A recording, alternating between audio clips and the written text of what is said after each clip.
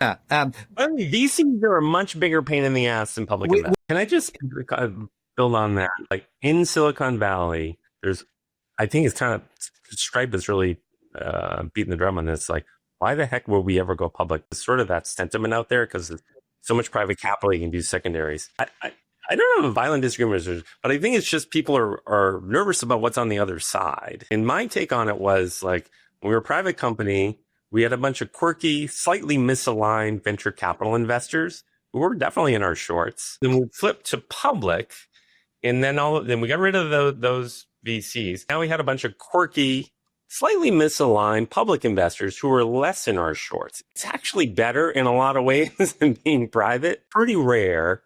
And I have found the public investors be pretty rational. If you paint them a picture of what will happen over a long period of time, if you are pretty conservative with your numbers, they're rational and they'll stick with you. I think they're underrated, and I think people think it's like scary. There's something scary over there. It's not as scary as people think. I have a lot of founders who say, I'm terrified of the activist investors. I'm terrified about what happened to Jeff at Twilio. This is my company. This is my life. I don't want to have that happen to me. What would you say to that founder? It's pretty rare what happened to Jeff. I mean, everyone talks about Jeff, everyone talks about Autodesk, everyone talks about Zendesk, but it's pretty rare. I am people should go public person. VCs are a much bigger pain in the ass than public investors. We are agreed. Let's add that to the B-roll. Yes, I think VCs are a much bigger pain in the ass than the typical public investor, and slightly less of a pain in the ass than the public activist investor.